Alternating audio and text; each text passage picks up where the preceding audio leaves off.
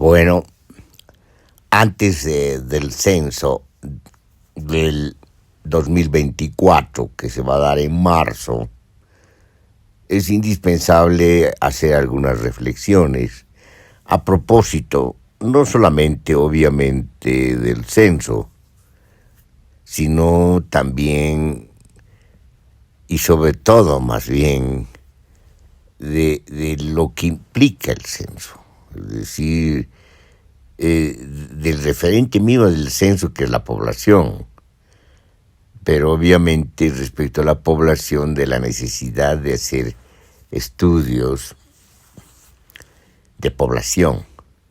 Y eso implica también estudios demográficos, estudios sociales, estudios económicos, pero por las características de la formación social boliviana, estudios antropológicos y etnográficos. Bueno, todo esto se puede situar más o menos en eso que llamamos socioeconómico demográfico, que sería, digamos, una intersección de campos sociales.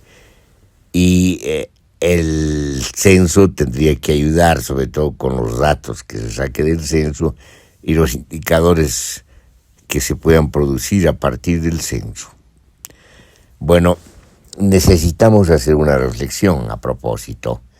Ya discutimos desde el 2012 adelante sobre la falta de condiciones iniciales para el censo, puesto que no se había hecho actualización cartográfica y obviamente todo eso estaba destinado no solamente a falencias, sino también añadiendo la poca preparación para el censo y la manipulación de la boleta y sobre todo la cocina, como se dice estadística y demográficamente, terminó llevando a un fracaso rotundo al censo. Es decir, no hubo un censo en el 2012.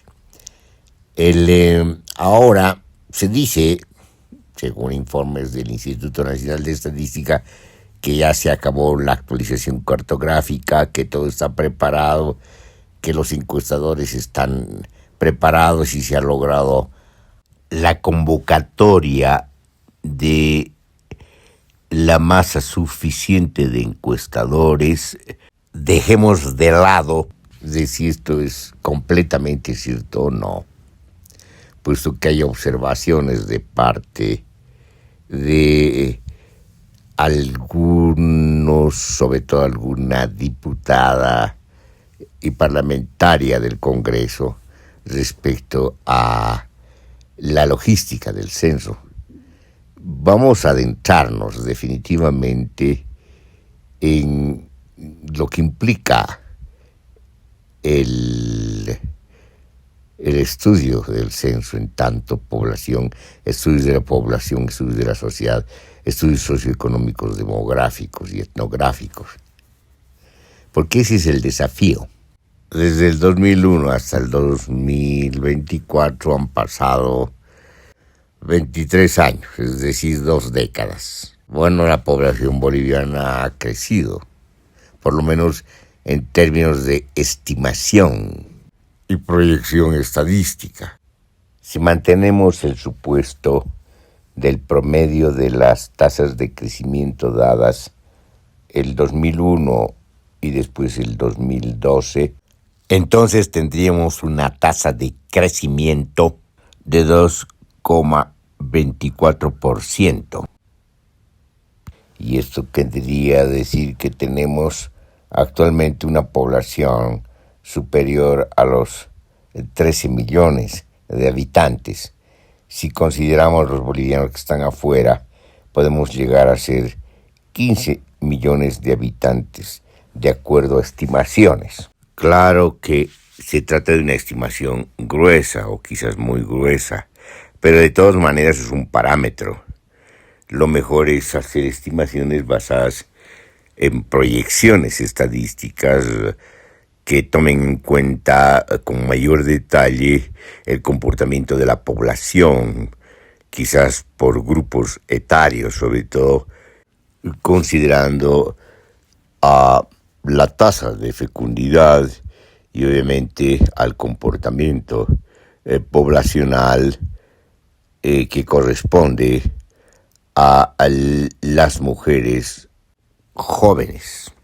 Respecto al promedio que saca el supuesto censo del 2012, que es 1,74 de tasa de crecimiento, consideramos que está equivocado, que es demasiado bajo, dado el comportamiento de la tasa de fecundidad y basándonos sobre todo en la disminución de la tasa de mortalidad infantil y de las tasas de mortalidad, el crecimiento no puede ser tan bajo. En consecuencia, es mejor tomar en cuenta la tasa de crecimiento obtenida el 2001, que corresponde a 2.74%. Y si aplicamos del 2001 al 2024, esta tasa de crecimiento tendríamos sobre los 14 millones de habitantes.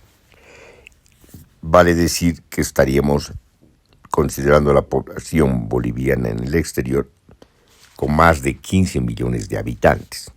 La población boliviana siempre ha sido significativa en el exterior, sobre todo en Argentina. En una época se habló de Buenos Aires como la ciudad más grande de Bolivia, puesto que se llegaba a más de 2 millones de habitantes bolivianos en la ciudad porteña. Por eso es mejor aplicar la estimación a la población boliviana que habita y que vive en Bolivia y después sumar la población boliviana en el extranjero. Todas estas son especulaciones, por cierto, y solo un censo puede corroborarlas, puede verificarlas o contrastarlas. Dicho esto, no nos vamos a adentrar del todo al comportamiento poblacional en los departamentos, aunque eso es la preocupación política por razones de presupuesto y por razones de representación en el Congreso. Estos son temas políticos. En todo caso, atendiendo a criterios demográficos, es importante tener en cuenta el diferencial comportamiento poblacional por departamento. Hay departamentos que han crecido más rápido, tanto en términos sociales como vegetativos, es decir, naturales. Y uno de esos departamentos que ha crecido de manera mucho más rápida que el resto de los departamentos en términos poblacionales es el departamento de Santa Cruz, que crece, según el Instituto Cruceño de Estadística, al 4,6%, en tanto que el área metropolitana crece al 5,52%. Las estimaciones llegan a sobrepasar los 4 millones de habitantes para el departamento de Santa Cruz y se llegaría a aproximar el área metropolitana a los 3 millones de habitantes. Todo esto para el 2023. El 2024 las cifras de la estimación tendrían que crecer.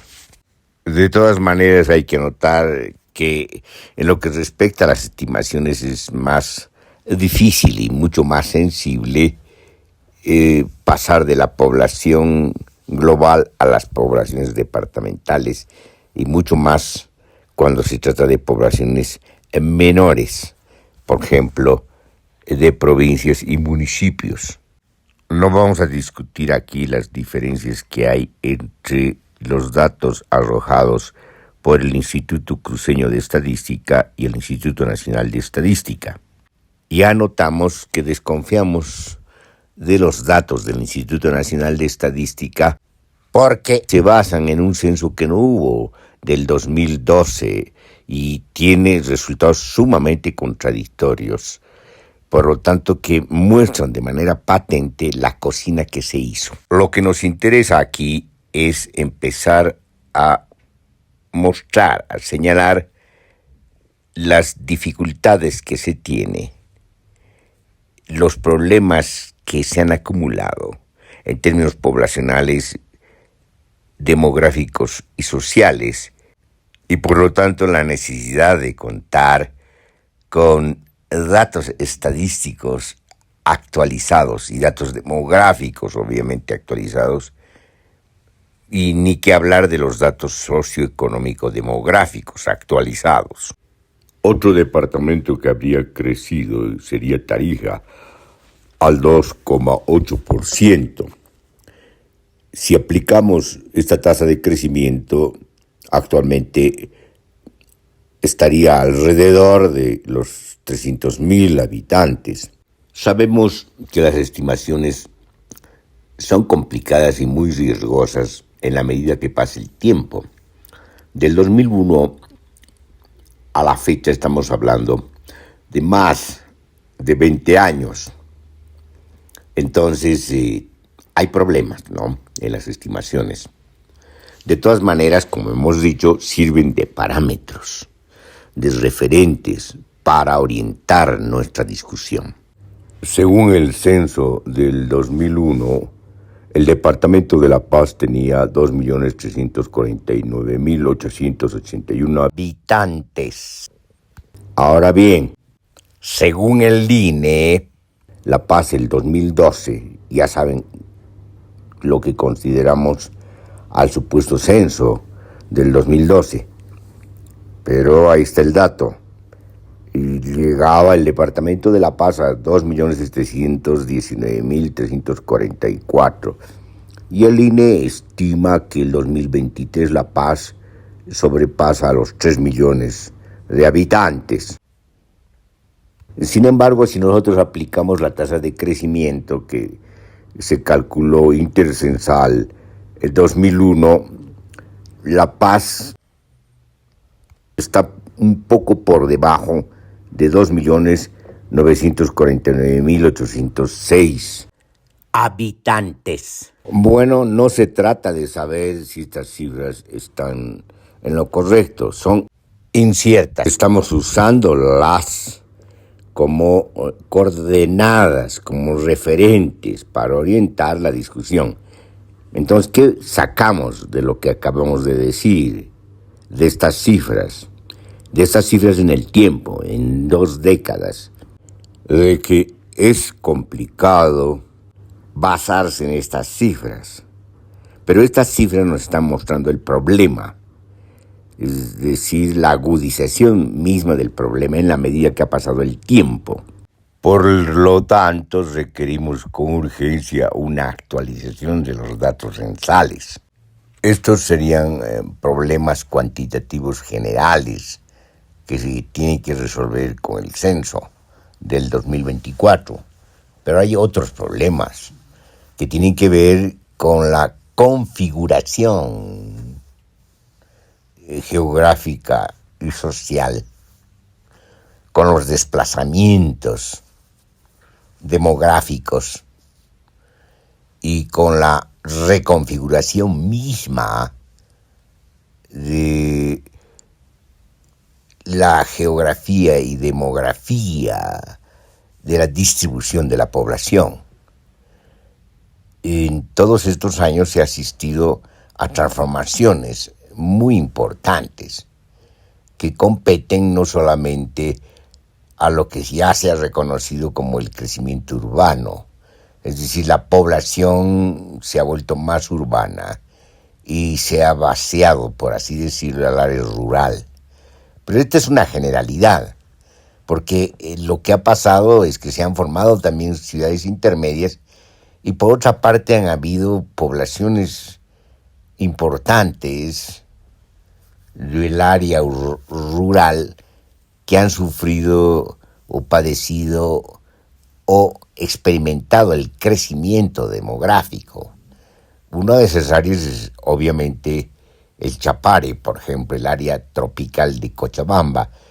Otra área importante de crecimiento es la región novedosa, nueva de desplazamiento demográfico y de la producción de la coca tradicional hacia la Asunta. Entonces estamos hablando pues de desplazamientos importantes, y en el norte de Santa Cruz estamos hablando de lo que significa San Joaquín y toda el área norte de Santa Cruz, que ha vivido crecimientos. Es decir, también el área rural tiene crecimientos importantes precisamente por las características de la producción, de los desplazamientos, de la ampliación de la frontera agrícola.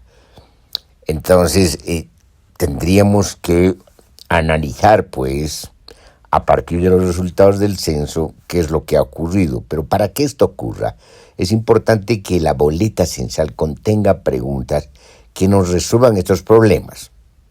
Otro tema importante tiene que ver con las áreas protegidas, los parques nacionales y los territorios indígenas, que han sufrido invasiones de los colonizadores, que son mal llamados interculturales, abusando de un término de la Constitución Política del Estado que se aplica en su conjunto a la formación social boliviana. Bueno, los interculturales han invadido estas regiones, y en ese sentido estamos hablando aquí no de una denuncia, sino estamos hablando de que han habido desplazamientos demográficos importantes en las áreas rurales. Por otra parte, es importante anotar de que ha habido ocupación de tierras. Según la Fundación Tierra, de las áreas ocupadas, de las zonas ocupadas y localidades ocupadas, solo el 15% de las comunidades aparecidas en el INRA es comunidad asentada, las demás son comunidades fantasmas. ¿Cómo podemos saber con el censo que esto ocurre y en qué magnitud? Solo podemos saber si hay preguntas pertinentes al respecto. Es decir, podemos abordar estas problemáticas socioeconómicas demográficas a partir de la boleta. Si la boleta contempla estas preguntas o preguntas que nos permiten resolver estos problemas, entonces es una boleta adecuada. Si no, no es una boleta adecuada. Antes de entrar al análisis de la boleta, vamos a notar algún problema más que se tiene pendiente y que se ha notado en el transcurso de esta temporalidad larga de 2 décadas intercensal. Hay ciudades que mantienen un constante e intermitente flujo entre los pobladores de las ciudades y sus comunidades.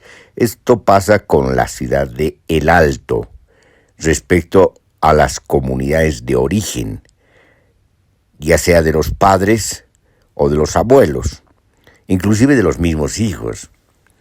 Cada cierto tiempo se regresa a las comunidades, incluso para la siembra, la cosecha y las ferias y las fiestas. Es decir, hay doble residencia.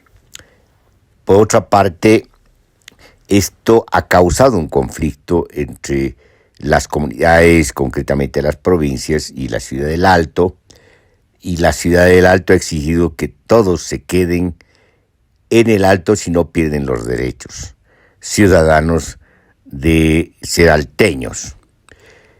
En las comunidades, las provincias, los sindicatos, las centrales y subcentrales también han amenazado con el mismo tono, porque se requiere, para el caso del presupuesto y de la representación, que la población se cense en las comunidades y en las provincias.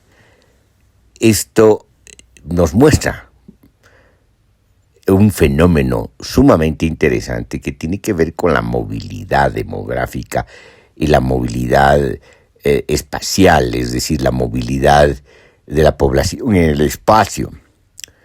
Y estos fenómenos que ya fueron captados en los censos anteriores tienen que ser estudiados. ¿Cuánto hemos avanzado al respecto? Hay preguntas pertinentes en la pregunta para resolver estos problemas o para plantear otro tipo de indicadores que nos permitan precisamente comprender estos fenómenos de la movilidad intermitente de la población y de la doble residencia. Por otra parte, es muy importante tener en cuenta las características propias de una formación social que pueden expresarse, pues, en una lectura, en una configuración cuantitativa demográfica distinta. Y ese sería el aporte del censo de población y vivienda. Pero hay estas preguntas en el censo. En otras palabras, ¿cuánto hemos aprendido de todos los censos que hubieron antes? Vamos a excluir el censo del 2012, que en realidad no fue ningún censo, pero inclusive en este caso hay que aprender, precisamente por su ausencia y sus falencias. Pero nos referimos sobre todo a censos anteriores, que nos han enseñado, y por lo tanto los análisis intercensales son para eso. Los análisis intercensales son para comprender, conocer, entender a las poblaciones, a los comportamientos y las dinámicas demográficas, socioeconómicas, demográficas y etnográficas. Es decir, nos ayudan inclusive a situar y elaborar nuevas preguntas que nos ayuden a resolver los problemas que hemos visto en las etapas intercensales. ¿Cuánto de esto hemos aprendido? Parece que nada, puesto que el censo del 2024 parece ser un censo nuevo, como si estuviéramos en el censo de 1976, o siendo más magnánimos, como si estuviéramos en el censo del 2001. La boleta del censo de población y vivienda, como así se llama, que es lo que se llamaban los censos anteriores, comienza con un capítulo A que corresponde a la ubicación de la vivienda, ocupada y desocupada. Hay una serie de preguntas al respecto y en el siguiente capítulo, en el capítulo B, se trata el tipo de vivienda. En el capítulo C, características de la vivienda con personas presentes. En el capítulo D se tiene emigración internacional.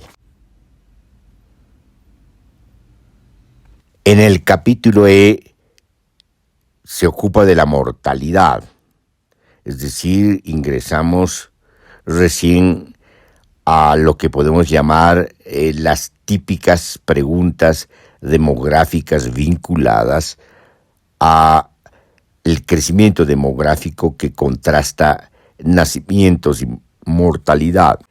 Aunque ya la pregunta de emigración equivale a tomar en cuenta el crecimiento social. En el capítulo F tenemos el listado de personas. En el capítulo G, características de cada persona. En el capítulo G, en características de cada persona, se tienen preguntas de opinión que aparecieron ya en el censo del 2001 y después hicimos una crítica porque se trata de preguntas de opinión. Y las preguntas de opinión pueden entrar en un censo, pero en condición de muestreo y bajo otras preguntas de control. Pero aquí se repite el mismo error, se hace una pregunta de opinión en un censo y una boleta que requiere datos objetivos y no subjetivos y no de opinión.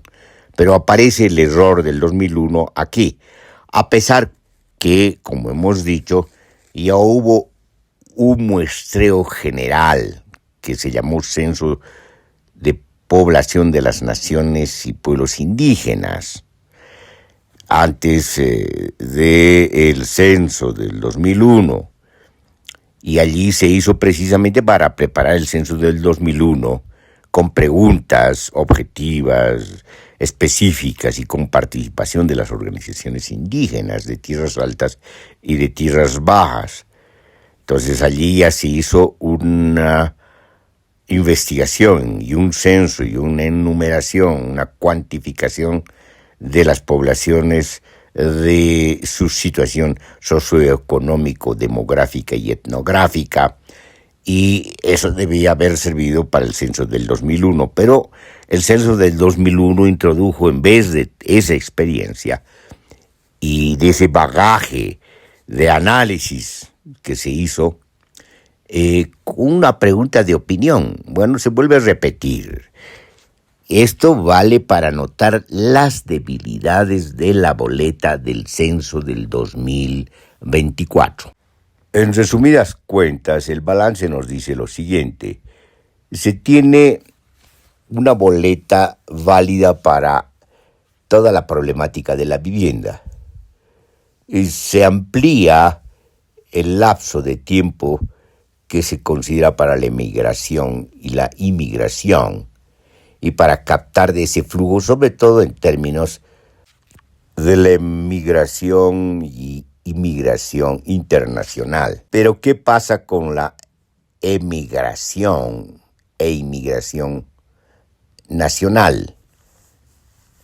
Es decir, la compleja migración nacional, que no solamente tiene en cuenta el desplazamiento rural-urbano, sino, como hemos dicho anteriormente, contempla las ciudades intermedias y otros asentamientos menores, además de los nuevos desplazamientos rurales. No hay mucho si es que somos magnánimos, y en realidad no hay nada al respecto. Si sumamos a las preguntas que se sugieren de los problemas que hemos anotado anteriormente, vemos que estamos con una boleta débil, una boleta de inicio de los censos, a pesar de que ya Bolivia tiene varios censos y por lo tanto una experiencia, a pesar de que otros países también han avanzado en las modificaciones de los censos y de las boletas censales en una aplicación no solamente técnica, sino una aplicación novedosa y más operativa de la construcción de indicadores a partir precisamente de su inicio, que serían los censos, y por lo tanto su instrumento de inicio, que sería la boleta.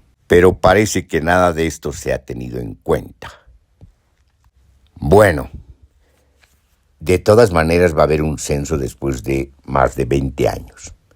Y es importante que la población participe para garantizar los resultados que se puedan sacar desde las cuantificaciones nacionales, cuantificaciones departamentales, provinciales y, si se puede, mejor, municipales y comunales. Hay que captar sobre todo las poblaciones en estas áreas rurales que hemos anotado, que son de fuerte atracción poblacional. La población tiene que participar para controlar, como dice la Constitución Política del Estado, para el control y la participación social. A propósito, este censo debería ser altamente participativo, lo que no ocurre. Esto implica no solamente informar a la población, sino hacerla participar, con una larga trayectoria pedagógica, con una larga trayectoria de incorporación de la población en el desenvolvimiento y el desarrollo mismo del censo. Pero esto no se ha hecho. Pareciera que no estamos en un estado plurinacional, comunitario y autonómico, sino en un estado que descuida mucho a su población, descuida muchísimo la construcción de información y la construcción de estadísticas, y lo que hace fundamentalmente para salir del asunto y del atolladero es improvisar un censo.